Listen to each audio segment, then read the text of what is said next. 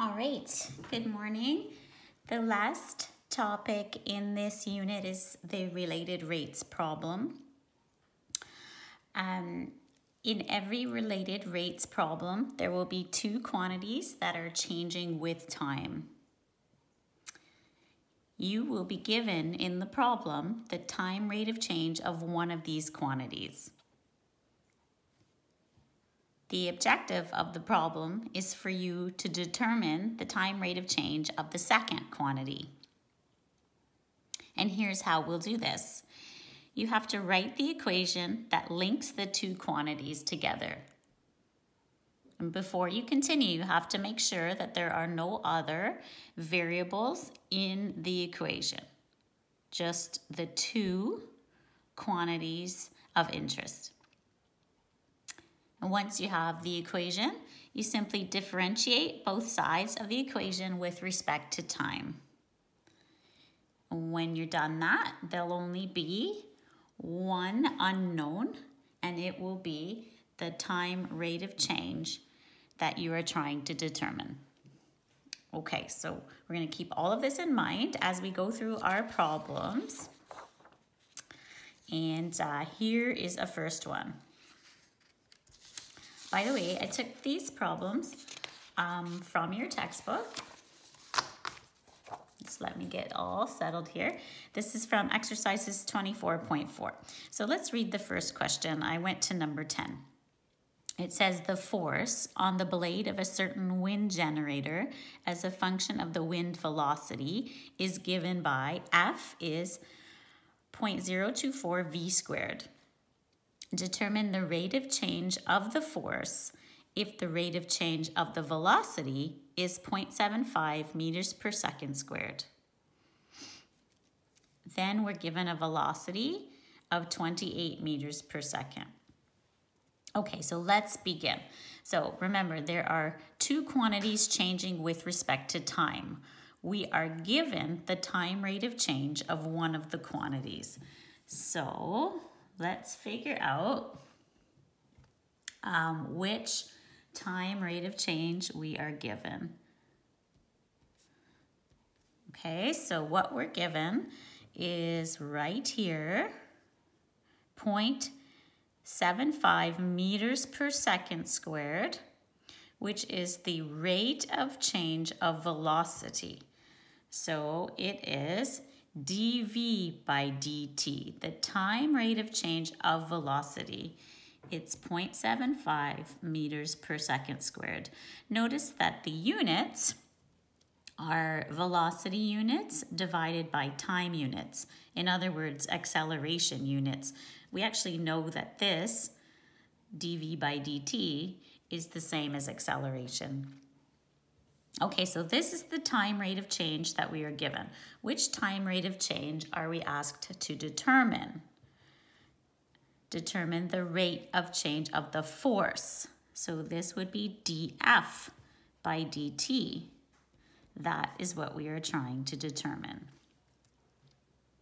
So remember, now that we've identified the time rate of change we're given and the one that we're trying to find, we are supposed to write the equation linking the two quantities. So in this example, that was given to us. It's this equation, force equals 0.024 v squared. And we can ensure there are no other variables involved here, just F and V. Okay, so now all we do is differentiate both sides with respect to time. Okay, so on the left side, we have df by dt. On the right side, first, we differentiate force with respect to velocity. So the derivative of v squared is 2 times v. So we will have here 0.024 times 2 times v, or 0.048 v. Okay, so first we differentiated the right side with respect to v, but since we're differentiating with respect to t, we have to multiply by dv by dt. So this is just like we did with implicit differentiation. So again, this part is the derivative of force with respect to velocity. We have to multiply it by the derivative of velocity with respect to time. So if it's helpful to you, you can make note here that this is the derivative of force with respect to velocity. After it's multiplied by dv by dt, you see, you can think of this differential here canceling, and you would be left with df by dt like we have on the left side. Okay, so all we did was we took v squared and we made it 2 times v, and then we multiplied by dv by dt. And now we're all set. Once the derivative has been taken, we can substitute the quantities we know. So dv by dt is the acceleration, so that number will go right here. We're also given a velocity at the end of the problem that we can substitute. So we simply go ahead now and substitute a velocity of 28 and the acceleration of 0.75. And at this point, you would just take out your calculator, multiply these numbers together, and you would get 1.008. Now, as for the units, it will always be the units here that we use. So in other words, units of force over units of time. The force is in newtons in this question, and the time is in seconds. So this will be newtons per second. So what did we determine?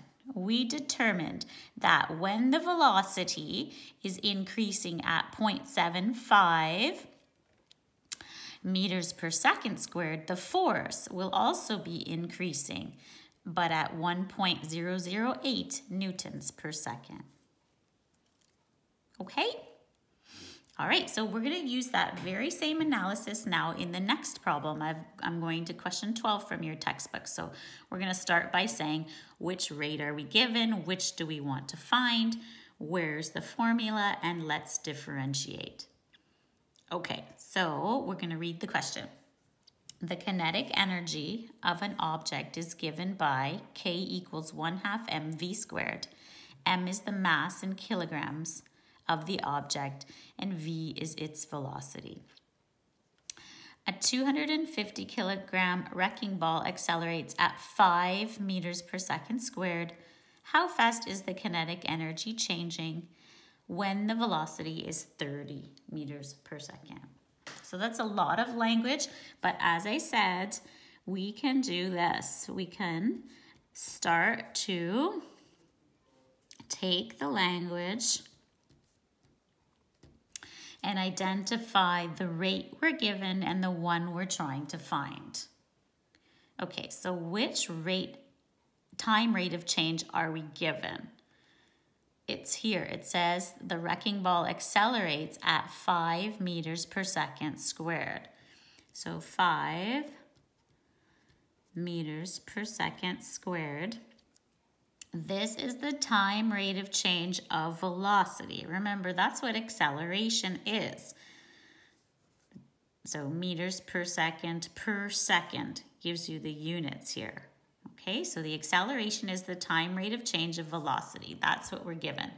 Which time rate of change are we trying to find? It says, how fast is the kinetic energy changing? So that means we're trying to find dk by dt. Okay, so we've done this part. We figured out which one was given. We figured out which one we're looking for. Now we're supposed to write the equation linking the two quantities. Ensure no other variables are present. Okay, so again, they give us the equation. They give us K equals 1/2 mv squared. But now this is when it's important to notice this. No other variables. No other variables. So the K we want, the V we want. It's the M that's concerning, okay? But luckily, M is the mass, and this is not going to be changing. It's a 250 kilogram wrecking ball. So the mass remains constant and it remains 250. So we can plug it in. Okay, so now we have K is, now it's 1/2 times 250, so it's 125 V squared. And now we've got the perfect formula. It only involves the two variables K and V, the two variables of interest. So now we're all set. We're going to differentiate both sides of the equation with respect to time. Okay, so the left side becomes dk by dt. On the right side, first, we take the derivative of 125 v squared. Remember, the derivative of v squared is 2 times v, so this is 125 times 2v, or 250 times v. Don't forget to multiply that by dv by dt. Okay, so again, this part here was just the derivative of k with respect to v. We have to make sure we remember to multiply that by dv by dt. And now we're all set. Once the derivative is done, we can substitute the quantities we are given. So we can substitute right here 5 for the acceleration, and for the velocity, right at the end of the problem, we can substitute 30. So it's 250 times 30 times 5. Okay? And if you put that into your calculator, you'll get 37,500. And all that remains are the units. It must be units of kinetic energy over units of time. The question reminds us kinetic energy will be measured in joules, and time for this question was seconds. So here we've determined that when the wrecking ball is accelerating at 5 meters per second squared, the kinetic energy is increasing at 37,500 joules per second. Okay, so we're going to do 6 examples in total together. So let's continue. All right. So next, I went to question 22 from the exercises. So let's begin by reading the question. An engine cylinder is 15 centimeters deep, is being bored such that the radius increases by 0.1 millimeters per minute. How fast is the volume changing when the diameter is 9.5 centimeters? Okay, so we're going to tackle this the very same way we did the previous 2 examples, with the 2 quantities changing with time. But I kind of noticed right before we start, we have centimeters here, millimeters there. So we have to make a change for all consistent length measures. So maybe it's easier to change this one to centimeters, because then I just have to change one thing. So if it's 0.1 millimeters per minute, we can change that to 0.01. Okay, so this right here is the same as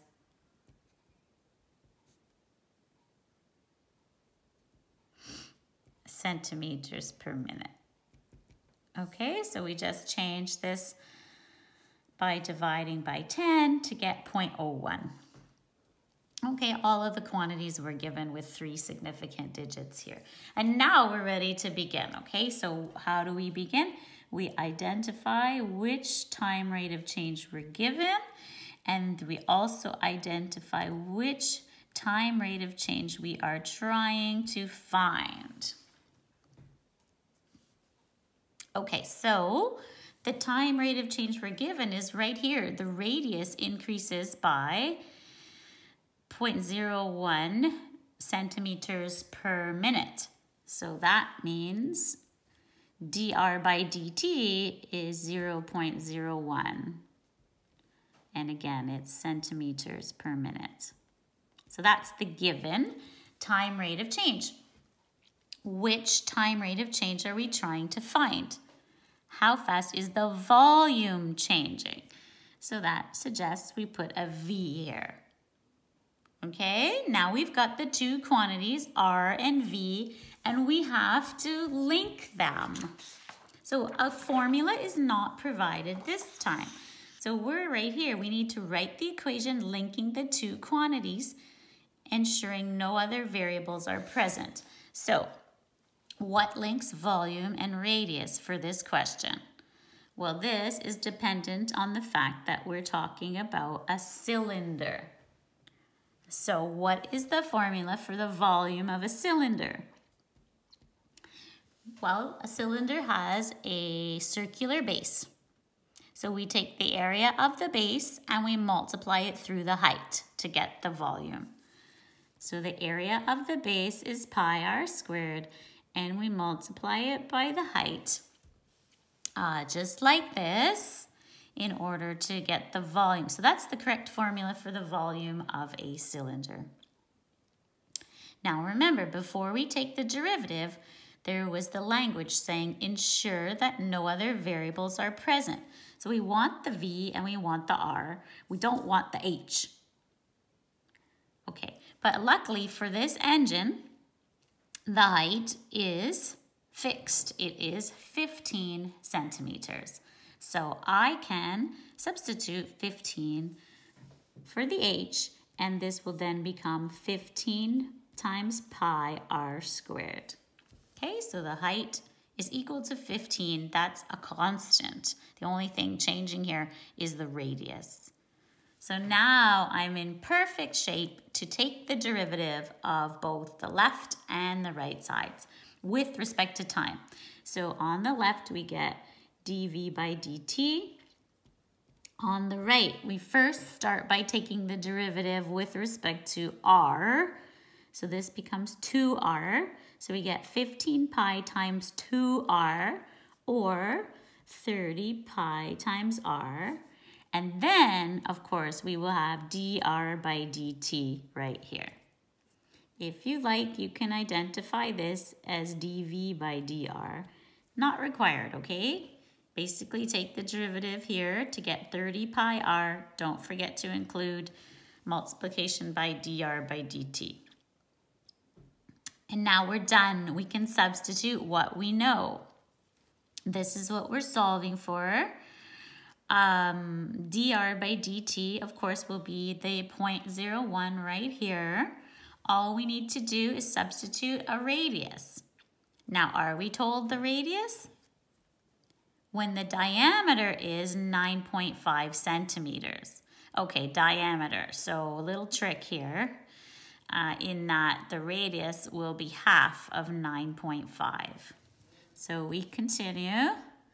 We substitute a radius equal to half of 9.5, which is 4.75.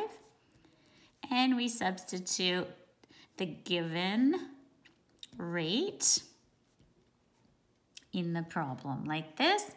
And now all we do is multiply through. So in a case like this, sometimes I just leave the pi in my answer. So this would be 30 times 4.75 times 0.01 is 1.425. If I keep the pi in there like that. That way I don't have to round, you see? Okay. So I just multiplied 30, 4.75, and 0.01. And keep the pi in there, and then I don't have to do any rounding. Okay, units. It must be volume divided by time for the units. Well, we made everything centimeters. So the volume units will be cubic centimeters. The time units in this question were minutes. So Now we're done. So what did we determine? As the cylinder is being constructed, the radius was increasing at 0.01 centimeters per minute. This means that the volume is also increasing, but at 1.425 pi cubic centimeters per minute. Okay, and when you multiply that by pi, okay, you can see that that's close to 4.5 cubic centimeters per minute. All right, let's continue. Let's look at the next problem. A metal sphere is placed in seawater to study the corrosive effect of seawater. If the surface area decreases at 35 square centimeters per year due to corrosion, how fast is the radius changing? So it's like a shrinking metal sphere. All right, so first step, take the language and make some sense of it. Which time rate of change are we given? The surface area is decreasing at 35 square centimeters per year. So decreasing, so I'm actually going to use negative 35 here, centimeters squared per year. Decreasing. So that is the rate at which the surface area decreases. I'm just going to use A for surface area of the sphere. How fast is the radius changing? So that would suggest that we're trying to find the time rate of change of radius. Now that that's identified, we need the equation linking surface area to radius. We have to remember it's a sphere. Now, you likely don't know this equation, and that's not a problem. You can look it up. So actually, just let me grab your textbook.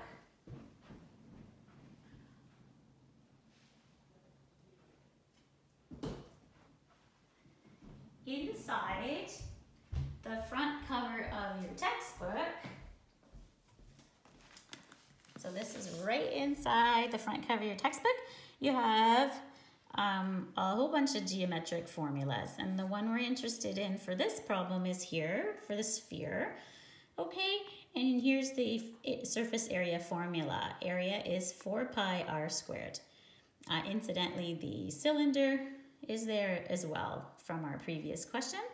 Okay, we're going to use a cone shortly in our examples, so remember to use that if you're stuck.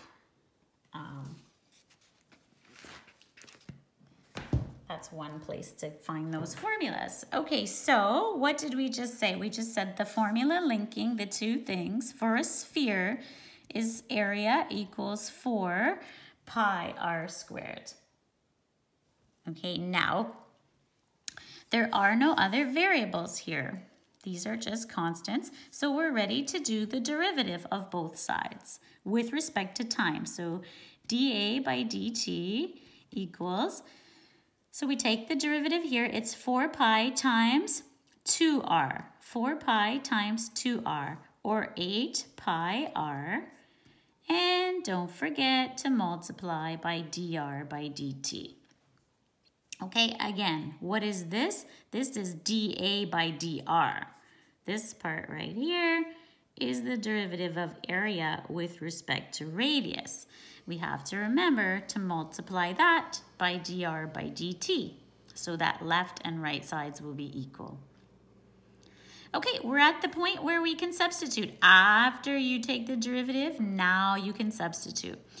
So this is where we will put, this time the given rate is on the left side. So negative 35 goes on the left side.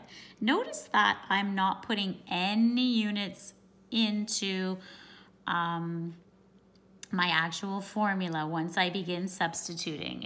It's less confusing if you don't put the units in here. You just need the units in your final answer. Okay, so what am I going to be substituting for the radius? when it is 12 centimeters. How fast is the radius changing when it is 12 centimeters? So I'm going to be substituting 12 for the radius. And dr by dt is actually what we're trying to solve for. Okay, so let's just put in this line. Now we can take 8 times 12, it's 96. So we have 96 pi there. So this time we're trying to solve for the time rate of change that happens to be on the right side of the equation. So all I have to do is correctly isolate dr by dt. So how do we do that? We divide both sides by 96 pi. So we're gonna do negative 35 divided by 96 pi is the required time rate of change. Okay, so then you can just do this with your calculator. Negative 35 divided by 96 and divided by pi, and you get this. I guess this question only gave us 2 significant digits, so perhaps when I round this, I'll just round it to negative 0.12. I'm going to say roughly negative 0.12, like that. And units will be radius units over time units, so centimeters per year. Okay, and so what did we find out? For the metal sphere that is shrinking, if the surface area is decreasing at negative 35 square centimeters per year, then the radius will be decreasing also, but at negative 0.12 centimeters per year.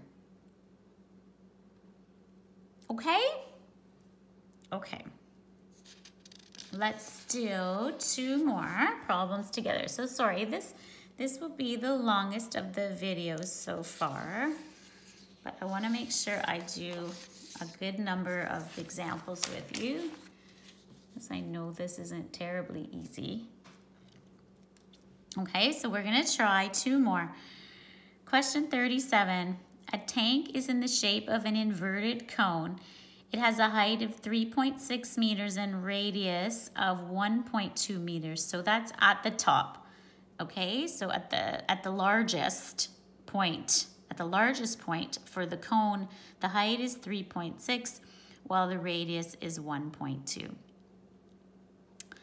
Okay, water is flowing into the tank at 0.5 cubic meters per minute.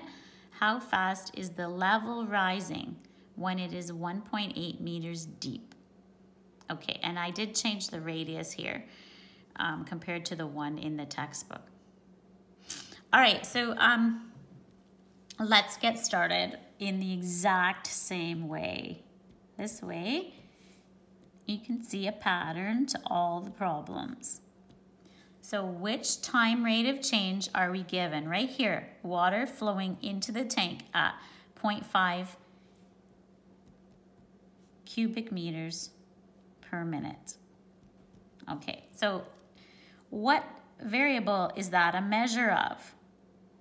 Well, you can kind of tell by the cubic meters, right? This is volume. It's the water flow rates. It's a measure of the time rate of change of volume. And again, you could tell that like by looking here, meters cubed, right? So volume. Okay. What are we trying to find? How fast is the level rising? The level rising in the cone. So we're not sure what to call that, right? So maybe it would be helpful to first look at the cone formula. It's an inverted cone, but basically let's look at the volume of a cone formula, just to make sure we get this lettering correct, okay? So this cone is not inverted. We got to turn it upside down, but it's a cone. And the volume is right here.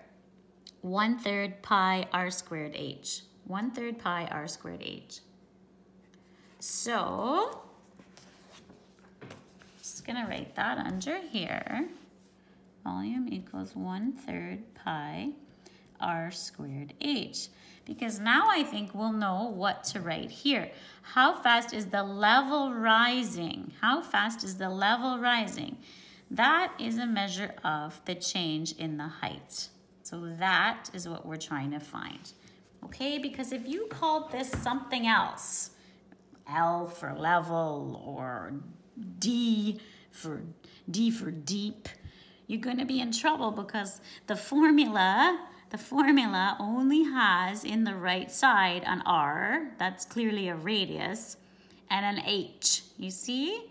You want to make sure you're selecting the lettering such that it's consistent with the formula.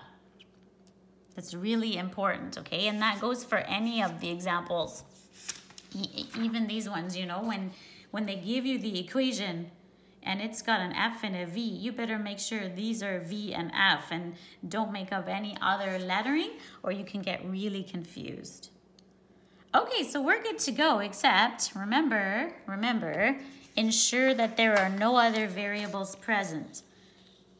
Right? Ensure no other variables are present. And we got a big problem. We want the V, we want the H, we don't want this R. And in this question, the radius does not remain constant because as the water's filling up in the inverted cone, the radius is changing. So all we can do is replace the radius so that it's a function of the height. So this is what I mean. The radius to height ratio for a cone is constant, okay, throughout the whole height of the cone. So in this case, at the very largest part, the radius is 1.2 meters, and the height is 3.6 meters. Okay, so that's a 1:3 ratio. It's 120 over 360, which reduces to 1/3.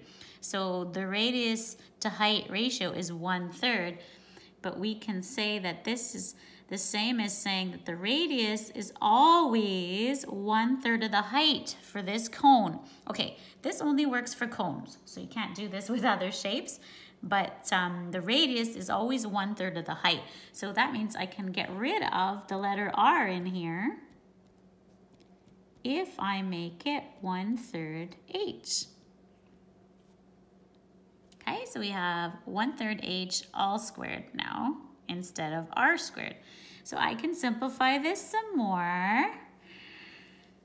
This 1/3 H all squared becomes 1/9 H squared, right? You square 1/3 to get 1/9, and you also square H, so we get this. So finally, 1/3 times 1/9 is 1/27. We have pi, we have H squared times H, which is H cubed. So this was our original volume formula. This is the new improved volume formula.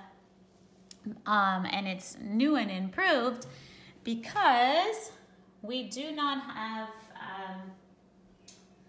the radius involved any longer.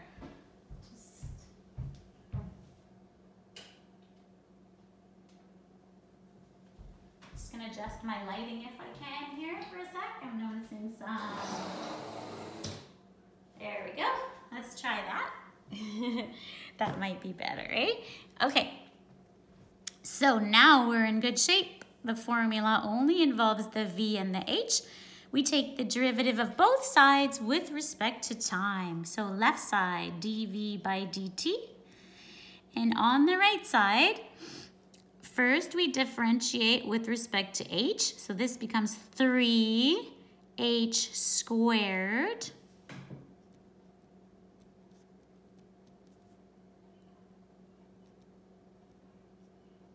Okay, but then don't forget you multiply by dH by dt. because what we've worked out right here is the derivative of volume, but with respect to height, not with respect to time. All right, so this is the same as 1/9 pi h squared. So let me put that in. dv by dt is 1/9 pi h squared times dh by dt. And now I'm ready to substitute. Once you take the derivative, you can substitute. So this is what we're trying to find right here, right?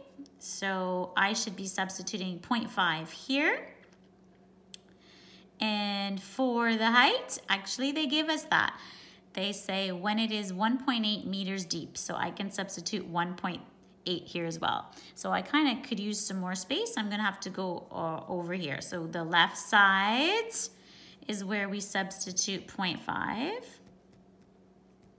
On the right side, we have 1/9 times pi times 1.8 squared times, this is where we have dh by dt. Okay, so we put 0.5 here and 1.8 there. So when wanting to solve for this quantity, we will just be using our division. But if you like, you can work this out a little bit nicer. On the right side, I took 1.8 squared and multiplied it by 1/9. So 1.8 squared times 1/9. And I got 0.36. So sitting right here is 0.36 pi times dh by dt. Like that. Okay, so the last step will be dividing this by this to get the rate we're interested in. So we simply have to take a half and divide it by both 0.36 and by pi to get the rate we're interested in. Okay, so let's do that. 0.5 divided by 0.36 and also by pi. So here's our answer.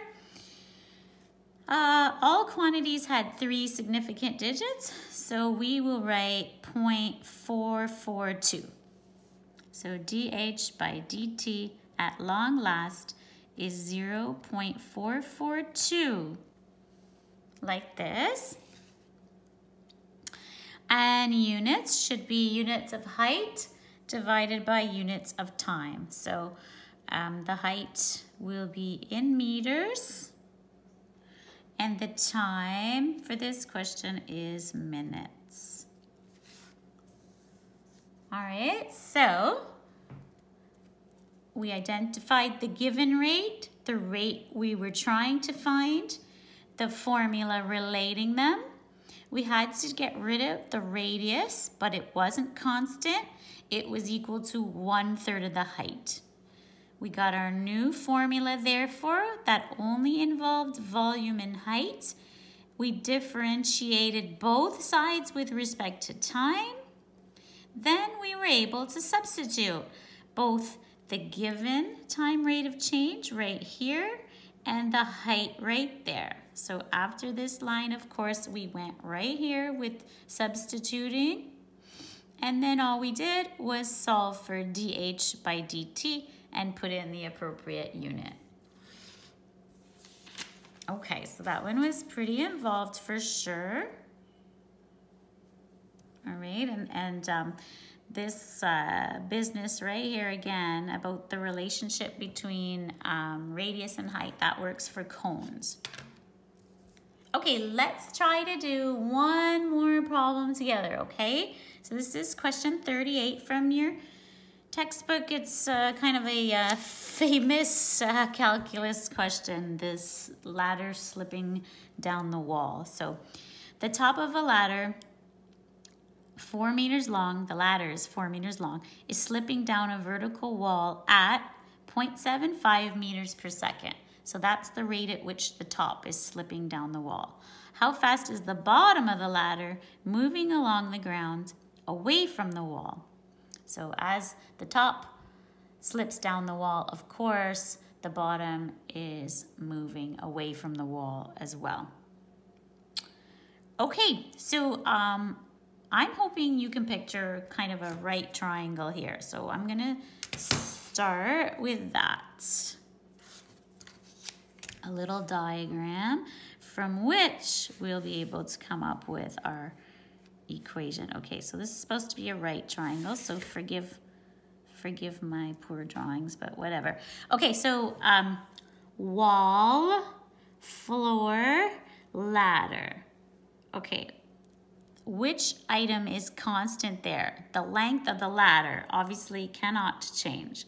So the ladder length remains 4, but this side length is changing and this side length is changing as the top of the ladder slides down the floor. The bottom, right? The top is sliding down this way and the bottom is kicking out this way. So this length is getting smaller and this one is getting larger. Okay, so whenever we have a right triangle, I'd like to be consistent with our labeling. So I'm gonna use a Y for vertical and X for horizontal. If we ever needed to label the hypotenuse, so if the hypotenuse wasn't fixed, I would use a Z there, okay? All right, so now that we've got this, let's start like we did every other problem. Okay, which time rate of change are we given? It is slipping down at 0.75 meters per second. Slipping down the wall. So that's the time rate of change of Y. You see, again, the importance of making sure that your labeling agrees. If you've put a Y here, this has to say Y. Okay, how fast is the bottom moving along the ground? That's what we're trying to find. So that's the time rate of change of X. Oh, one thing I forgot here. Remember we just said Y was getting smaller. So this should show negative. Y is decreasing while X is increasing. Okay, so there we go. Now that we've identified those two time rates of change, we need the equation linking the two quantities. What links X and Y? You guys know that that's X squared plus Y squared is equal to 4 squared or 16. That's the equation linking them. Now what are we supposed to do? We're supposed to differentiate. So there's no other variable here. So differentiate both sides of the equation with respect to time. So we don't have a variable isolated here. Okay, but that doesn't matter. We can still go term by term implicitly to differentiate with respect to time. So this will be 2x times dx by dt plus 2y times dy by dt is equal to, the derivative of 16 is 0. And there we go. That's properly differentiated with respect to time. And now we substitute all quantities. The only unknown should be this one. So it means we have to know what to substitute for x and y and dy by dt. Okay, so we were given this quantity for dy by dt, so we know that that's going to go there. But what are we using for x and y? So go back to the question. It says when it is 2.5 meters from the wall. So when x is 2.5 meters, so now we know x. Okay, so x is 2.5 meters. Remember, you cannot substitute these things until after you've taken the derivative. So now we know it's 2 times 2.50 dx by dt is what we're trying to find out. 2 times y, we don't know at the moment. dy by dt was given, and it is negative 0.75. Okay, so I substituted the x value and the dy by dt value, but I still didn't substitute a y value. Okay, I need to. So luckily we can figure it out. Again, it's just the Pythagorean theorem. If x is 2.5 and this side is 4, the hypotenuse is 4, we should be able to figure out y. So y squared is just going to be 16 minus 2.50 squared. All right, so using the Pythagorean theorem, 16 minus 2.5 squared is 9.75. So y is the square root then of 9.75. And that's what goes here in the formula. And I mean, I could just put in a decimal equivalent for that if I want, right? So y is roughly 3.12. Okay, so x is 2.5, y is 3.12, while the latter remains 4. And so now everything is substituted. All I need to do is get this guy all by itself. So this is like 5 times dx by dt. And then here I could do 2 times negative 0.75 is negative 1.5 times root 9.75 is equal to 0. And again, if you want the decimal approximation here instead, you can do that. So I just isolate this quantity. I'll bring this to the other side and then divide by 5. So we end up with 1.5 times the square root of 9.75 divided by 5.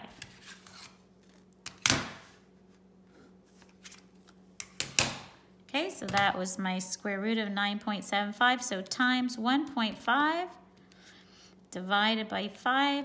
So that's the answer right there. And if I go to 3 significant digits, it's 0.937. Oh, this is, look at that. I made a mistake right at the last moment. Hopefully that's the only one. But you let me know if you find any others. That was supposed to be a T. Oh my goodness, now my tape here isn't working. Did you ever get that with your tape? Okay, anyway, that was supposed to be a T, obviously. Don't know if that looks better. So it's supposed to be dx by dt. Okay, and units will be units of x over units of t. So x here is measured in meters, while time is measured in seconds. Okay, so what is the conclusion here? As the top of the ladder is slipping down the wall at 0.75 meters per second, the bottom of the ladder is moving away from the wall at 0.937, or maybe we should have done 2 significant digits, 0.94 meters per second. Okay, don't worry, rounding will be communicated to you clearly for the test, okay? So you'll be told how to round your answers. All right, so I know that that was rather a long video, 49 minutes. But I wanted to make sure I did plenty of examples with you. So I've got some suggested problems for you to try now from your textbooks. I think what I'll do is write out maybe some solutions to accompany those as well. Okay, thanks and have a great day.